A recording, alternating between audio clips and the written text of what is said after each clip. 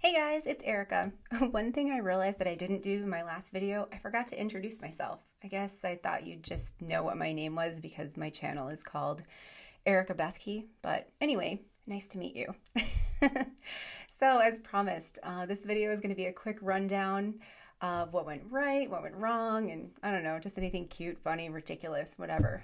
First things first, on a super technical note, always have batteries or a charging cord or something. I started using this new trackpad. It's supposed to be helping with carpal tunnel. The jury's still out on whether or not it's working, but what I can say is you have to have power. Thankfully, I had just enough power to finish this last class. It happened in class number 4 of 4. But lesson learned there, I always have batteries because I've always had things that need batteries, like my mouse and my keyboard. But this trackpad's kind of new and I forgot to keep this cord around. So I'd say first things first, make sure your stuff is charged up the night before, which I usually do. I swear, guys, I usually do, but I didn't for whatever reason. So have some things along with your backup headphones or whatever you have, but I need to have power around. All right, on to my classes. I had 4 classes today. I've cut back drastically since the time change happened in the US. So Monday is like my favorite day. It's such a great Monday. I have 4 girls, different levels ranging from level 2 all the way to upper level 6. And they're just easy to teach. They're sweet. They draw hearts. They say things like, "Oh, I'm so happy to see you." You know, the kids you just love to teach. But some things did go really well with these girls and some things went not so well. I'd say my first class went really well. This is a girl in level 3. She could probably honestly be in level 4, but I've made comments that she should just stay in level 3 to finish out with grammar and things like that. We played this game today. I thought it was kind of fun because we're always expanding or extending class and it always goes really long. So we're working on like subject verb agreement. So for example, like I gave her a sentence in black and it was like the goal was for her to correct it. I wrote, "Jen, go to the store on Mondays." And I thought she'd just nail it. But I had to remind her like what the subject was, like what does Jen mean? Jen is she or whatever. And she was able to do that. And then same thing with mom. She had kind of a hard time. She was like, "Mom parks the car." And I think she was looking for a mistake. That was the problem there. And there was no mistake. This was kind of a confidence builder. Like, hey, if you know you're right, you're right. This one was a little different. So we had Dad parks the car in the zoo. And this was kind of a test. This could have gone wrong. This could have gone really, really bad. So she thought, oh, the verb is right. So I told her, keep looking, keep looking. And she came up with this.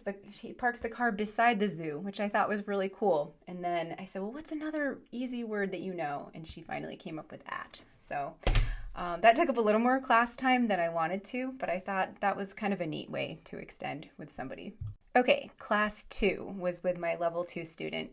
She reads fairly well. She has pretty good listening comprehension. Like she'll understand. You can say, "Joy, what did you do today?" And say it almost at that speed. And she can tell you, "Oh, I went to school." Or she just says, "I go to school." We correct, I went to school and all that. But one thing that I took for granted today was that she hadn't done her homework. So the words, this is the animals lesson. It was like puppy, grows, puppy and adult. So we're talking about puppy and adult. I thought she knew the word puppy. I really didn't do a very good comprehension check. I mean, I did, but I totally just didn't even pay attention to what I was getting from her. She was not getting puppy. So when we finally got the sentence or the question, "What does a puppy grow up to be?" She's like, crickets, like nothing. She didn't know puppy. It was like she was trying so hard to process, or what does a puppy grow up to be? She's thinking, what the heck is a puppy? And I wasted so much time like drawing. The puppy goes here and the dog goes here. A puppy grows up to be a dog. It was just a disaster. She started speaking to her mom in Chinese, which she never does. It was just kind of a train wreck. So we just tried to reteach. I tried to reteach puppy really quickly. It just didn't come together. This was happening way too late in class. So I'd say the lesson learned there, make sure your kids know the vocab. in the animals unit especially, there's some awesome stuff. There's a puppy, a foal, a chick. You can go ahead and check like all the vocabulary on that little built-in reward slide. And just spend some time. Do not be afraid to spend time making sure your kid knows what the heck is going on with the vocabulary before you ask them to use it in a sentence or to listen. The girl has great listening comprehension, but when she didn't know what a puppy was or what an adult was, and she was having trouble remembering the word cat, like she was so overwhelmed. So make sure your kids know the vocab. So class 3. Class 3 was pretty uneventful. That was with my 12-year-old student, Kristen, who is in level 6. She'd probably do great in level 7. So pretty uneventful, just a lot of like sweet connections, talking about my decorations, talking about what she did for Christmas and what she's going to do for New Year's. It's always a fun class with her. But class 4 was with my student, Tanya. She has great listening comprehension. We have conversations. She's in level 3, somewhere in the middle. She's doing like that senses unit. Her problem is reading. And I even wrote myself notes, like what I wanted to do for like an extension, or if we had some extra time, which we often do, was to have her just read some like words. Like she'd read 4 words. If she got them right, she got a point. Whatever I corrected, I got a point. Kind of a teacher versus student kind of situation.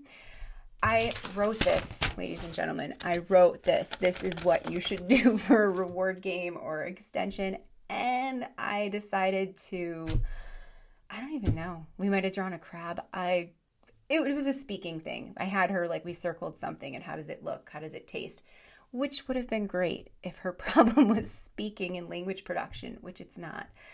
By the time we got to the phonics section, we had spent so much time working on these beautiful sentences, which she nailed every time, that we did phonics, but like I could have spent more time on phonics. She's still struggling with like long and short vowels. There was time for that, but we wasted it laughing over what do socks smell like or what does a book taste like. I mean, she was asking great questions and really funny questions, which is great if language production was her problem, but it's not.